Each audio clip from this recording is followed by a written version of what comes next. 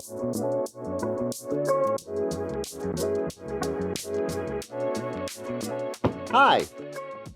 this TV is big.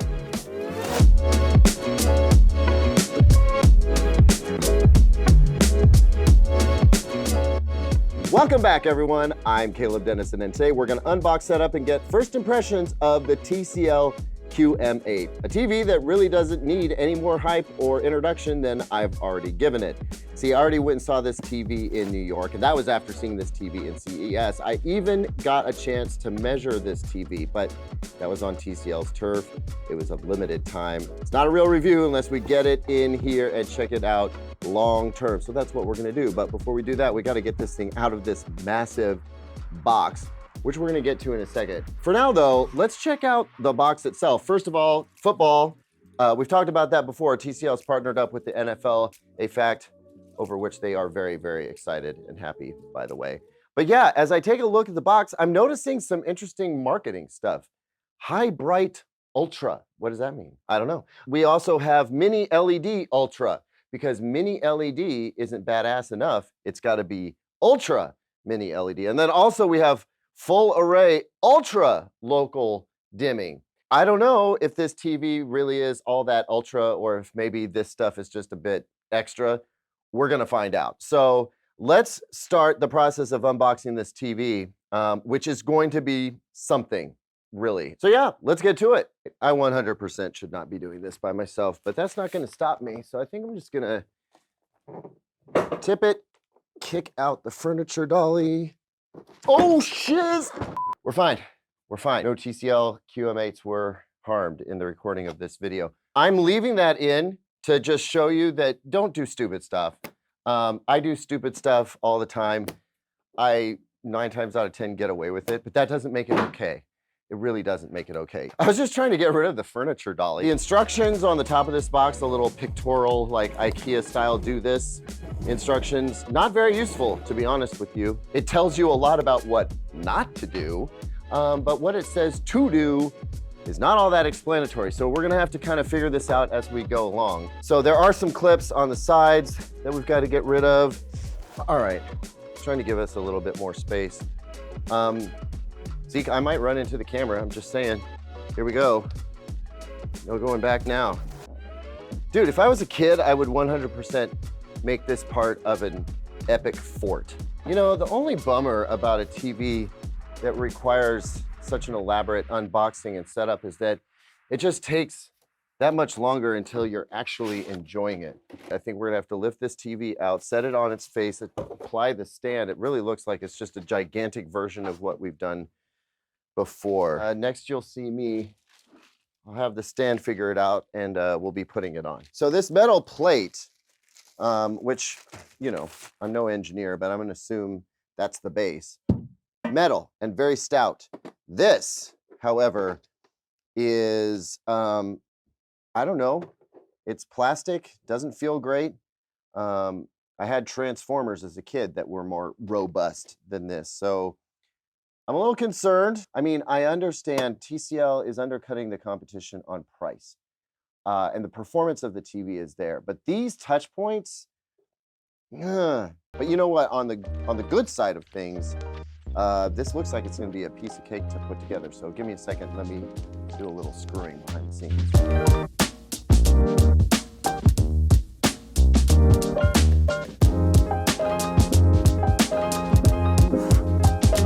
Cool.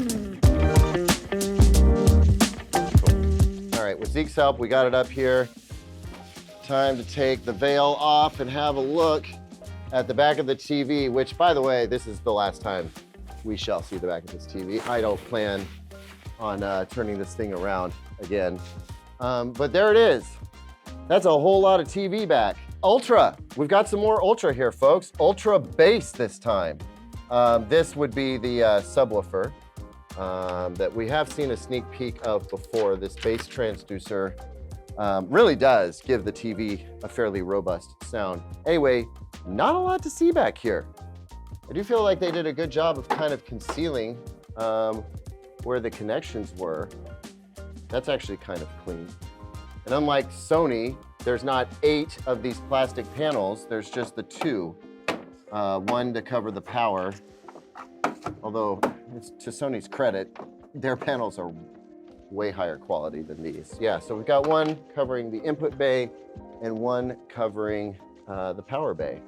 So yeah, that's cool. Not much in the way of cable management. That's the back of the TV. Let's turn this thing around. All right, so we got the TV turned around. You see this? You see this right here? Samsung, I'm talking to you. You see this? This is what's up.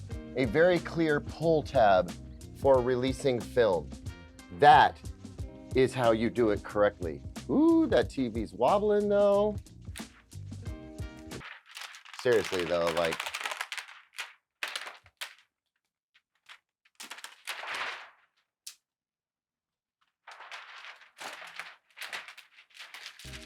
that is one of the most satisfying film pulls I've experienced in quite some time. Get all this bezel plastic off. Okay, so I don't think we spent much time looking at the remote when I was out in New York getting my first look at this TV because it's a Google remote, but I do see signs of confusion here in that it's got TCL Home, TCL Channels, and then TV Plus buttons on here in addition to like your Netflix and Apple TV and YouTube. And the reason why I call attention to that is because I know that TCL has its own fast or free ad-supported TV service, but then so does Google TV. So I am kind of concerned about how the two are going to integrate, but really there's no way to find out unless we turn this thing on. So let's get to that. Okay, so we're up and running, and you know what? Unlike the Sony Google TV that I recently set up, this one is letting me use the Google Home app to set the TV up, and y'all, I can't tell you how much easier it is to do it that way. Granted, I've set up a lot of TVs this way, so it's kind of an automated process, but it's faster. There's no data input, there's no sign in, there's no passwords. It's all on your phone already, and now it's on the TV. Yep, home screen, and time to, get some initial picture settings taken care of. So the first thing we want to do is get out of low power mode. That's going to cap the brightness no matter what we do. Yeah, let's go ahead and start with movie. Instantly, the image is warmed up. Now, brightness is not set very high, which has me concerned because it's actually playing bright right now, and I think, oh my sweet mercy, holy good God. And we're in SDR, folks. Granted, it's the movie mode, right? So, and we're in SDR, so it wouldn't need to be very bright right now. So we'll leave that as is and take a look at what happens when we turn on some SDR content. Advanced settings. We have brightness under a brightness setting, contrast, black level, dynamic contrast is off, which is what we want. Black stretch is off, dynamic brightness. Local contrast, that would be the local dimming, is set to high. We might want to mess with that. Changing this could have an effect on, it'll lower the peak brightness, but if we do see any undesirable blooming, that's one way to address it, is to actually have it not try and get so bright all the time. Micro contrast, I think we've run into this before, and I can never remember what that's supposed to be. But I'll cover that in the review. Clarity, we would like to see that this stuff is mostly turned off. Digital noise reduction is not a big deal to have turned on, but I'm going to go ahead and turn off. What I really am looking for is motion, and both of those are turned off in the movie setting. So that's great.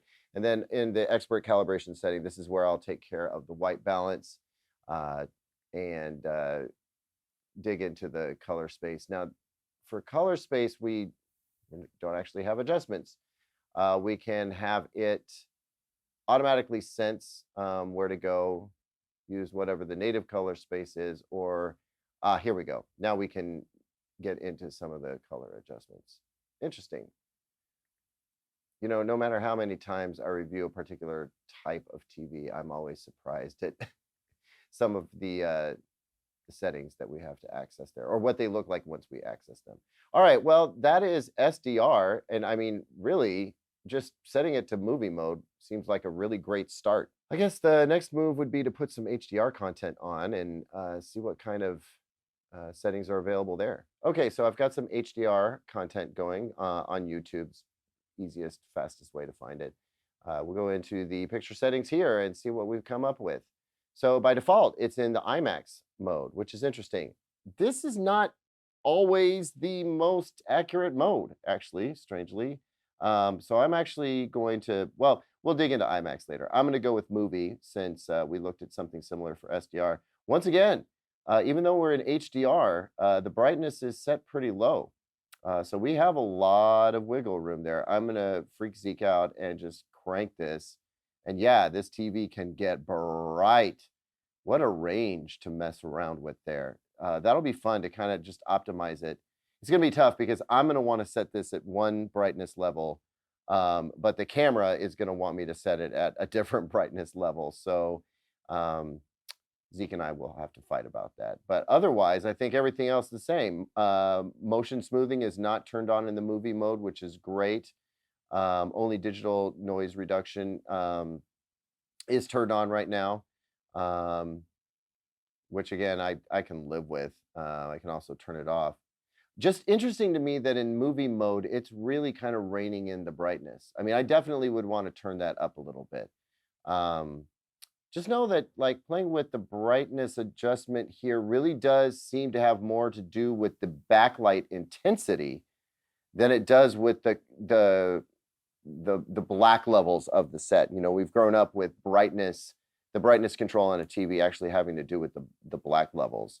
It doesn't here. It has to do with the luminance power or the backlight power of the television. So keep that in mind. You're going to want to adjust that to taste.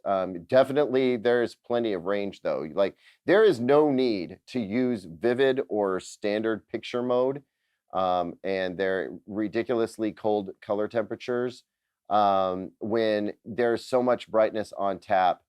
I mean, look at that. That's just terrible. When there is so much brightness on tap with something like a movie mode. I mean, honestly, like where I've got the movie mode now, like it's just as bright as the vivid mode is out of the box, just by bumping it up to the low 40s. So that looks pretty great. I guess the only thing that's left is Dolby Vision, and yeah, we could go Disney Plus or Netflix for that, so give me just a moment. Everything seems brighter now, and I adjusted the brightness for HDR, but I did not adjust it for SDR. So if we go, are we in HDR now?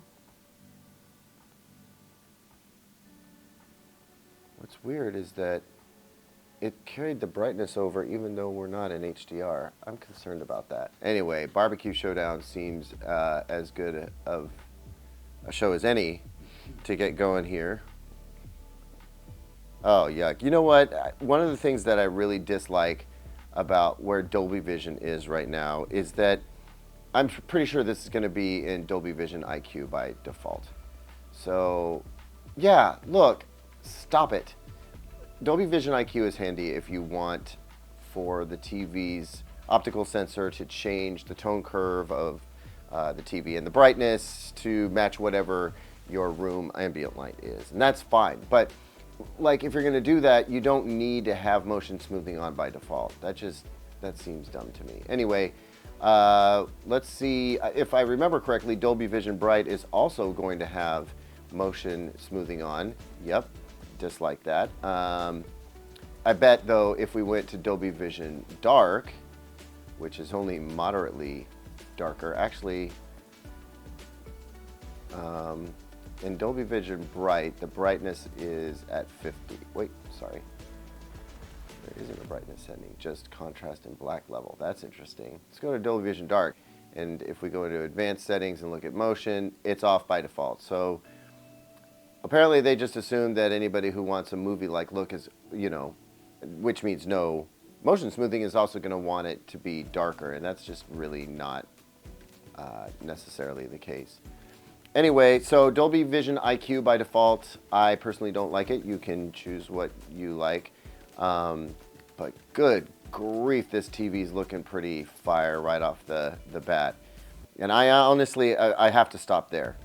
All right, so that's it for the unboxing, setup, and first impressions portion. The review is coming up soon. I will say for first impressions that things are looking very good. Very similar to what I saw in New York, which is great because you don't know what you're getting out there in those controlled environments. Plus, I also know that TV had just been flown in. I don't know so much about just how clean this panel is, so we're going to be looking for panel uniformity stuff. We're going to be able to put the backlight through a lot more high scrutiny testing to see just how well it does control blooming. And then our work here is to show you how well it does that, maybe compared to some other TVs. But in terms of brightness, I mean, there's just no question. This TV gets monumentally bright.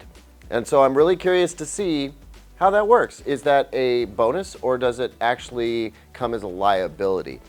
Because we want to see bright specular highlights and we want to see a well illuminated scene, but the fact of the matter is you only need about 400 nits to get like a really good picture, and then you want bright highlights on top of that. So it's not really about how bright this TV can get, it's about how it handles its brightness power. All of that is going to be coming up in the full review, so if you're not already subscribed, now would be a great time to do that. We'll see you on the next video. I'm super excited.